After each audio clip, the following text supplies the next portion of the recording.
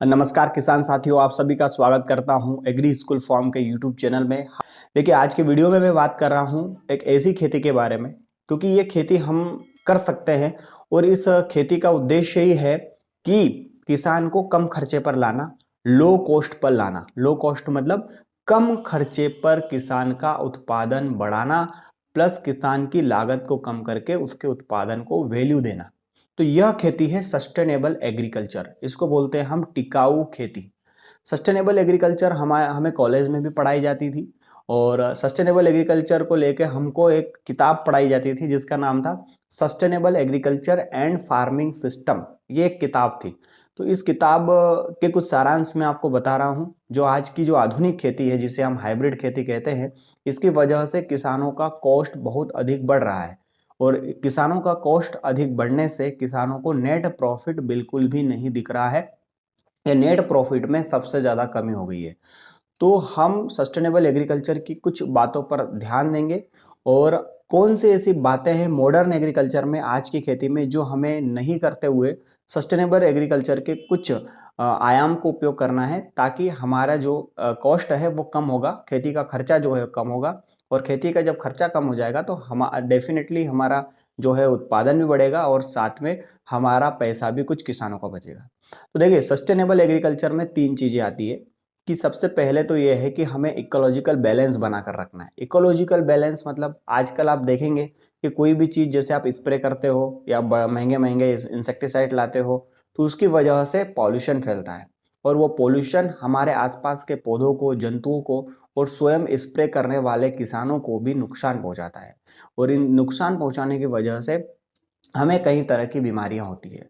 तो ये इसलिए हमें इकोलॉजी को मेंटेन करना है, मतलब हमें कम से कम इंसेक्टिसाइड का उपयोग करना है और संतुलित उपयोग करना है और कम खर्चे वाले इंसेक्टिसाइड का उपयोग करना है, पेस्टिसाइड का उपयोग करना है, ताकि हम समय पर कीट और प्रबंधन कर सके, समय पर हम पोषक तत्व दे सके। नेचुरल रिसोर्सेस मतलब जो पृथ्वी ने हमें नेचुरल रिसोर्सेस दिए हैं, नेचुरल रिसोर्सेस मतलब लैंड हमें दी है, मतलब जमीन हमें मिली है, हमें पानी मिला है। जो हम पानी जो है हम खेतों में देते हैं तभी तो हमारा प्रोडक्शन होता है ना। और यदि हमारी जमीन नहीं होगी तो जमीन से हम हमारा फल नहीं लगा सकते। दूसरा है वायु, हवा, जो हमारे नाक में जाती है और उसके बाद उसके माध्यम से हम जीवित है। तो लैंड है हमारे पास, वाटर है हमारे पास और हमारे पास जो है वो वायु है। तो इनको खराब भी नहीं करना है। और आने वाली जो पीढ़ी है, मतलब भाई अभी हम हैं, अभी हम भी पहले बच्चे थे, तो अब हम भी बड़े हो गए, इसके बाद हम भी मरेंगे, फिर नई पीढ़ी आएगी। तो उसके लिए भी इन संसाधनों को हमें बचा कर रखना है। तो इसका ये मतलब हुआ कि जो हमारा कई बार होता है कि कटाव बहुत ज़्यादा होता है खेतों में, तो उन कटाव को हमें कम करवाना है। साथ में जैसे मैं बात करूं कि नाइट्रोजन, फास्फोरस, पोटास के जो सोर्स हैं, या माइक्रो न्यूट्रिएंट की मैं बात करता हूं, जैसे जिंक, कॉपर, कैल्शियम, बोरॉन, ये है, या सेकेंडरी न्यूट्रिएंट है कैल्शियम, मैग्नीशियम, सल्फर। इनके जो स्रोत हैं, वह स्रोत अभी हम 100% जो है वो दुकानदार से ही लेते हैं। तो क्या हम कोई ऐसे स्रोत हैं जो हम घर पर बना सकते हैं, या क्या हम घर पर उसको रेडी कर सकते हैं? क्या बोरान या कैल्शियम या मैग्नीशियम या सल्फर, क्या ऐसे कुछ तत्व हैं या ऐसे कोई मतलब अन्य स्रोत हैं इनके, ताकि हम घर पर ही इसको खर्चा कम करके, इसका जो हम मान लीजिए ह्यूमिक एसिड आप खरीदते हो तो 1000 से 2500 लीटर का आप खरीदते हो, तो क्या ह्यूमिक एसिड घर पर हम बना सकते हैं ताकि ये कॉस्ट हमारा बच जाए?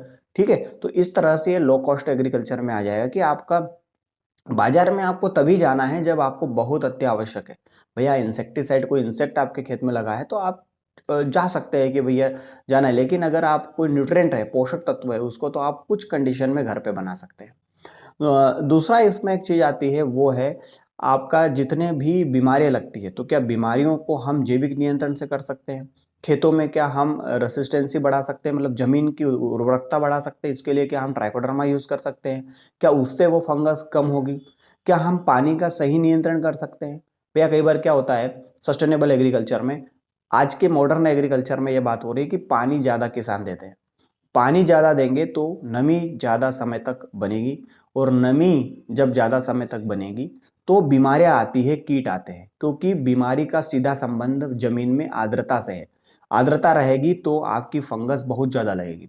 तो हमें पानी का भी कम से कम उपयोग करना होता है। मतलब पौधे को जितनी आवश्यकता हो उतना ही पानी हमें देना चाहिए और सही अवस्था पर देना चाहिए। मान लीजिए कि कई बार ऐसा होता है कि हाँ भाई सूख गया है तो हमें पानी दे दो, पता चले कि नीचे गीला ही है जमीन में, तो एक पानी का प्रबंधन भी बहुत आवश्यक हो जाता है। दूसरा है कि पानी की जो क्वालिटी है वो भी हमें देखना है कि भैया जो नहरों का पानी आ रहा है वो सैलिनिटी तो है, मतलब वहां से कोई खार तो नहीं आ रहा है, सोडियम तो नहीं आ रहा है, तो उसको भी हमें नियंत्रण करना होता है। दूसरा है कि जमीन का हम पीएच मेंटेन करने के लिए कितना कैल्शियम और मतलब देते हैं, क्योंकि जमीन के लिए कैल्शियम बहुत आवश्यक हो जाता है। तो इसको या तो हम जिप्सम के माध्यम से देते हैं, चूना के माध्यम से देते हैं। तो जमीन का जब पीएच मेंटेन होगा, जब पीएच जो होता है ऑर्गेनिक कार्बन से, खेतों में ऑर्गेनिक कार्बन अधिक होगा तो पीएच अपने आप इक्वल हो जाता है। तो इस तरह से आप सस्टेनेबल एग्रीकल्चर पे जा सकते हैं। सस्टेनेबल एग्रीकल्चर का एक पार्ट और है ऑर्गेनिक फार्मिंग। ऑर्गेनिक फार्मिंग भी सस्टेनेबल का एक एग्रीकल्चर मतलब सस्टेनेबल एग्रीकल्चर का एक पार्ट है। ऑर्गेनिक फार्मिंग, ऑर्गेनिक मतलब कार्बन से मिलकर बना हुआ है। देखिए एक शब्द होता है CN ratio, carbon nitrogen ratio. तो जितना खेत में कार्बन बढ़ेगा डिकम्पोजिशन प्रोसेस उतनी कम होगी, और डिकम्पोजिशन प्रोसेस उतनी कम होगी तो जितने भी पोषक तत्व होते हैं हमारे, चाहे नाइट्रोजन हो, फास्फोरस हो, पोटास हो, ये बिल्कुल भी पौधे को अवेलेबल नहीं होते हैं। तो इस कंडीशन में हमें नाइट्रोजन की जो नाइट्रोजन है उसको बढ़ाना होता है। नाइट्रोजन यदि जब बढ़ेगा खेत में, मतलब नाइट्रोजन मतलब नेचुरल नाइट्रोजन की मैं बात कर रहा हूँ, और नाइट्रोजन जब रहेगा तो डिकम्पोजिशन प्रोसेस अच्छी होगी, और पौधों को मिनरलाइजेशन एक है अवस्था, तो वो पौधों को सारे न्यूट्रिएंट पौधों को मिलते हैं। तो ऑर्गेनिक फार्मिंग एक शब्द है जिसे हम कार्बनिक खेती कहते हैं। तो क्या 100% हम ऑर्गेनिक खेती आज की अवस्था में कर सकते हैं? तो इसका सीधा मतलब है कि ऑर्गेनिक खेती से आप अपना कॉस्ट कटिंग तो कर सकते हैं, लेकिन आप उतना उत्पादन नहीं कर पाएंगे, क्योंकि लोगों को हमको खिलाना है। आज भी हमारा देश जो है भूखमरी में आज भी आगे है। तो हमें ऑर्गेनिक फार्मिंग के साथ मॉडर्न एग्रीकल्चर के साथ जो है तीनों ही चारों कंडीशन को मिक्स करके चलना पड़ेगा। उससे क्या होगा कि हम उत्पादन भी बढ़ाएंगे और खेती का खर्चा भी कम करेंगे। अभी हम जो है पूरी डिपेंडेंसी जो हो गई है वह पूरा मार्केट पर है, इस वजह से हमारा खर्चा बढ़ जाता है। तो ऑर्गेनिक खेती में हम घर पर बने उत्पादों का उपयोग करते हैं। भैया गोबर जो है, गोबर खाद, उसका हम सही तरीके से बनाकर उसको हम देने की कोशिश करेंगे। अभी आप देखोगे तो हर ग्रामीण में बस एक कूड़ा लगा देते हैं, कोई गड्ढा नहीं, बस पटकते जाओ, एक जगह गोबर इकट्ठा करते जाओ और उसको खेत में डालते। तो सही तरह से गोबर खाद बनाकर हमें देना है, कि गोबर खाद में नाइट्रोजन, फास्फोरस, पोटास और कैल्शियम सब मिलता है। तो इस तरह से आप गोबर खाद का उपयोग करेंगे। कुछ केचुआ हमारे खेतों में बढ़ाना है, क्योंकि क्योंकि केचुआ जो है मिट्टी को खाता है, मिट्टी के साथ साथ गोबर जो वहां पर कंपोस्ट पड़ा हुआ है उसको भी खाता है। तो केचुओं के हमें मात्रा बढ़ानी पड़ेगी, और केचुआ तब बढ़ेंगे जब हम उनको मारने वाले जो है नाइट्रोजन, यूरिया, पोटास, है ना, और जो बाहर से फास्फोरस देते हैं उनकी मात्रा को हम करेंगे, मतलब डीएपी, यूरिया, पोटास की मात्रा को कम करेंगे, तो जहरीले तत्व जो है वो नहीं बढ़ेंगे। तो ये पूरा सस्टेनेबल एग्रीकल्चर में आता है।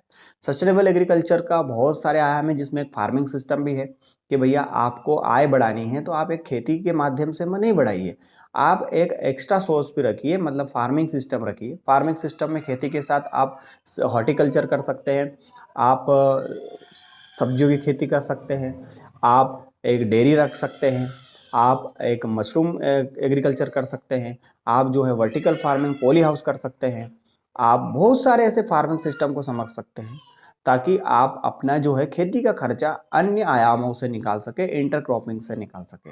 तो ये सारा ही सस्टेनेबल एग्रीकल्चर है।